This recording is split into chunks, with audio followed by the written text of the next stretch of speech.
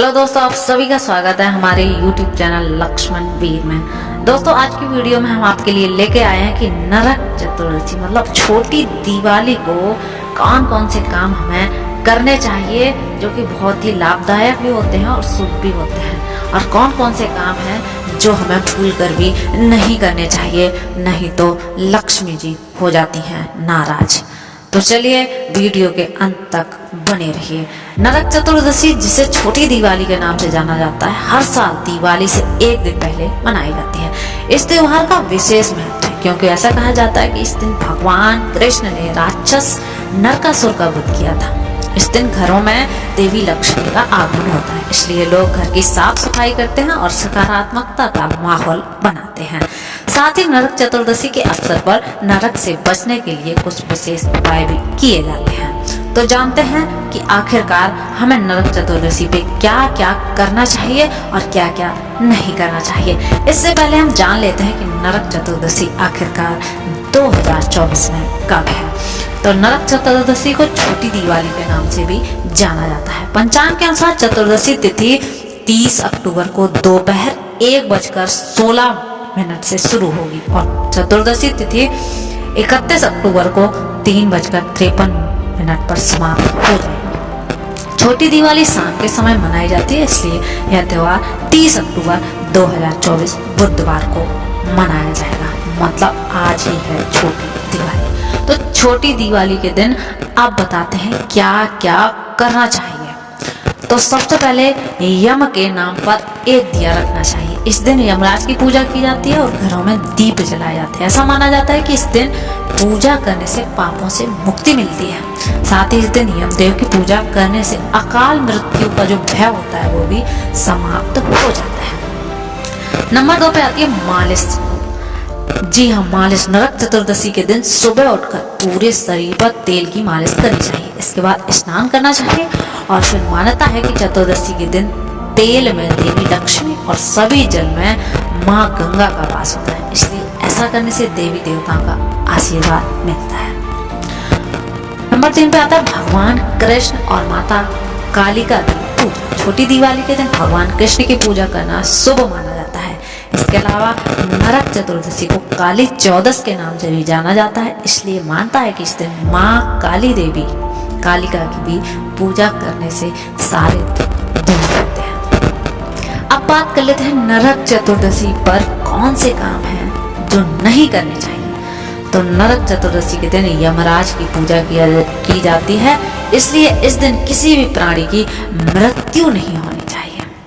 इस दिन देर तक नहीं सोना चाहिए क्योंकि ऐसा करने से देवी लक्ष्मी नाराज होती हैं, जिससे घर में दरिद्रता आती है। नरक चतुर्दशी के दिन तेल का दान नहीं करना चाहिए क्योंकि ऐसा करने से देवी लक्ष्मी नाराज हो जाती है। इसके अलावा इस दिन मांसाहारी भोजन का सेवन भी नहीं करना चाहिए। दोस्तों, आज हम बात करने वाले हैं कि दिवाली पर ऐसी कौन सी सब्जी है जिसको बनाने से हमारे यहाँ हमारे घर में लक्ष्मी जी की कृपा बनी रहती है। तो दोस्तों, आज हम उसी के बारे में बात करने वाले हैं। अगर आपने हमारे चैनल को सब्सक्राइब नहीं किया, नए हैं, तो अवश्य कर लें। तो चलिए शुरू करते हैं। दिवाली की तैयारी जोरों शोरों से चल रही है। 31 अक्टूबर दिवाली मनाई जाने वाली है।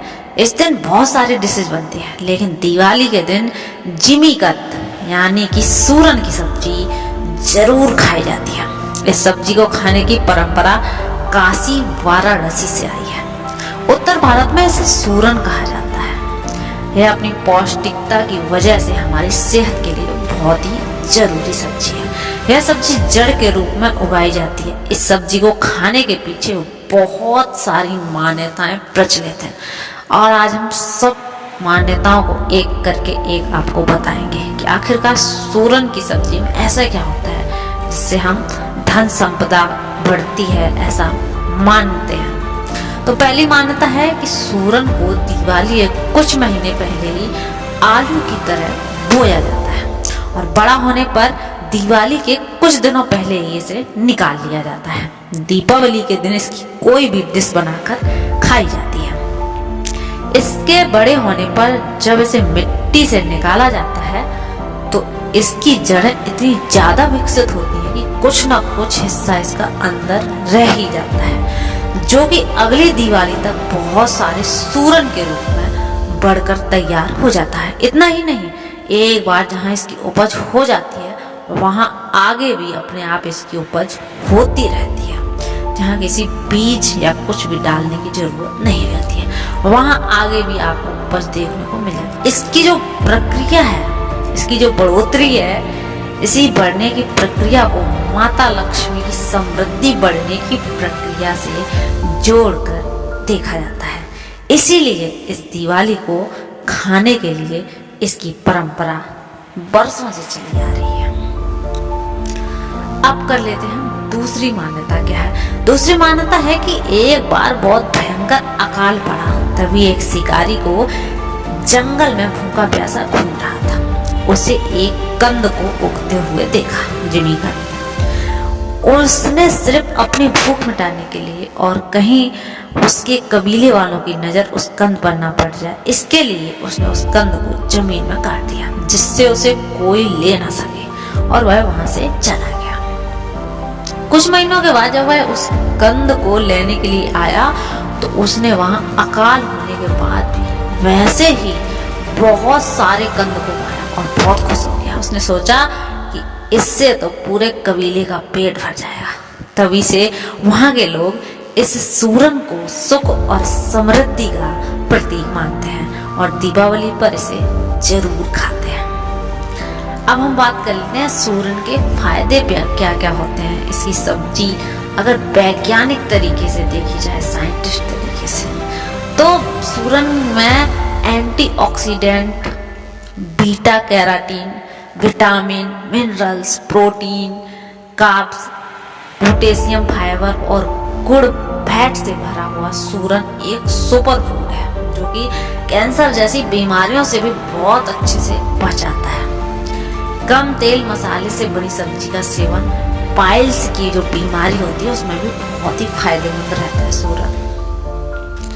पाचन तंत्र को भी मजबूत बनाने में मदद करता है। महिलाओं में मेटाबॉलिज्म को बढ़ाकर अर्ली मोनोपॉज की समस्या से भी छुटकारा दिलाने में सहायक होता है। सूरन में सूजन रोधी गुण होते हैं, जिससे सेवन से गठिया जैसे रोग भी आराम पहुंचाते हैं।